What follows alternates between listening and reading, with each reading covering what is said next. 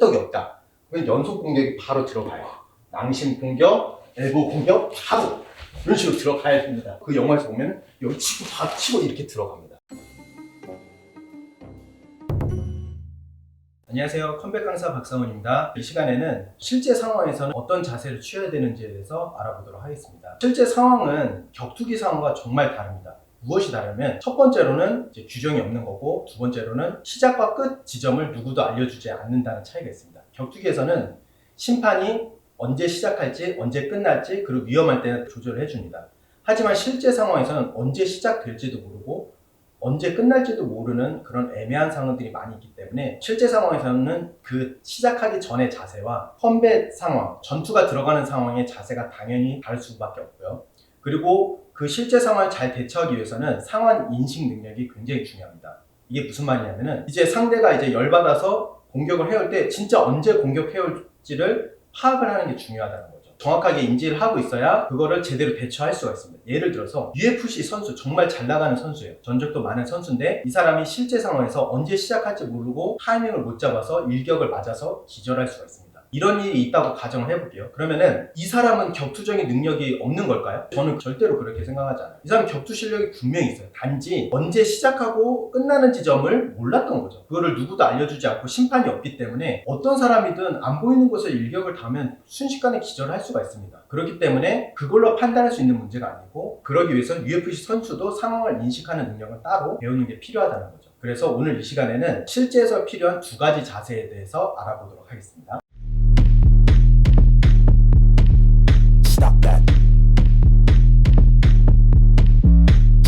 첫 번째 자세는요, 오픈 스탠스라는 자세입니다. 이 자세는 내가 방어 동작을 취함과 동시에 상대를 또 진정시킬 수 있는 자세예요. 상대가 극도로 나를 공격하는 상황이 아니고 약간 대치되어 있는 상황이죠. 주차라든지 술 먹다가 시비가 붙었을 때 서로 언쟁이 오갈 때 취할 수 있는 자세입니다. 예를 들어서 상대와 막 말싸움 하고 있는데 제가 이런 자세를 취한다고 생각을 해보세요. 상대는 어떻게 생각을 하겠죠? 공격을 해오겠구나. 긴장도가 올라가서 제압하기가 힘들어집니다. 하지만 내가 이 자세를 취하는 것은 상대에게 어떤 메시지를 전달하는 거냐면은, 나는 당신에게 공격할 의사가 없고 당신의 말에 응해주겠다라는 무언의 메시지를 전달해 주는 것이고, 말로도 그렇게 말을 해주면 줘요. 선생님, 제가 잘못했습니다. 그 부분은 제가 보상해 드리겠습니다. 이런 식으로 이 자세를 취하면서 만약에 이렇게 말해서 상황이 넘어가면은 가장 베스트죠. 하지만 이 자세를 취했는데 공격이 들어온다면 바로 반격을 할 수가 있습니다. 예를 들어서 이 자세에서 일반인들이 가장 많이 하는 공격이 오른손 이렇게 하는 공격이에요. 제가 이분하고 이제 주차 문제로 지금 이제 화났어요. 이분이 지금 그리고 보기에도 제가 만만해 보이니까 이제 한 주먹 걸려도 안 되겠네. 이렇게 그렇죠. 피지컬을 이용해서 이렇게 공격이 들어올 수가 있다는 거죠. 그러면 저는 이때 주눅든 자세를 취하는 거죠. 죄송합니다, 선생님. 제가 이렇게 이럴 때 상대는 이렇게 내가 우위에 있다고 생각하기 때문에 이런 자세가 자기도 모르게 나옵니다. 이게 벌써 심리전에 걸러든 거예요. 그러면은 이렇게 열려있는 상태에서는 공격할 게 너무나 많습니다. 낭심, 목, 턱, 눈 다 공격 열려있죠. 방어가 제로인 상태. 이 상태에서 이렇게 진정하세요 해서 넘어가면 좋지만 만약 진정이 안 돼. 이 사람 이미 나를 때리려고 해. 그때 가장 많이 오는 공격이 요 라운드 형태의 공격. 요게 가장 많이 옵니다. 만약에 이렇게 왔어요. 자, 이러고다 공격 오게 되면은 바로 막으면서 턱 공격이 바로 들어갈 수가 있어요. 이때 일격을 줘서 바로 들어가고, 만약에 이 사람이 등치가 커서 이거 했는데 끄떡이 없다. 그러면 연속 공격이 바로 들어가요. 낭심 공격, 엘보 공격 바로 이런 식으로 들어가야 됩니다. 그래서 이 자세는 방어를 하기에 되게 좋아요. 그 영화 본 아이덴티티에서도 대사관에서 이런 덩치가 좋은 경호원들이 4명이 둘렀어요. 그때 주인공이 취하는 자세가 이 오픈 스탠스 자세입니다. 이 자세는 벌써 상대방 체포 되겠구나 이렇게 느끼고 있는데, 그 영화에서 어떻게 돼요? 순간적으로 앞뒤에 있으니까 여기 치고 바로 여기를 치죠. 상대 방심하게 하고 공격하기 때문에 방어 확률이 올라가는 거예요. 그래서 그 영화에서 보면 여기 치고 바로 치고 이렇게 들어갑니다. 안심시킨 다음에 하는 공격, 그 자세가 오픈 스탠스라고 보시면 됩니다.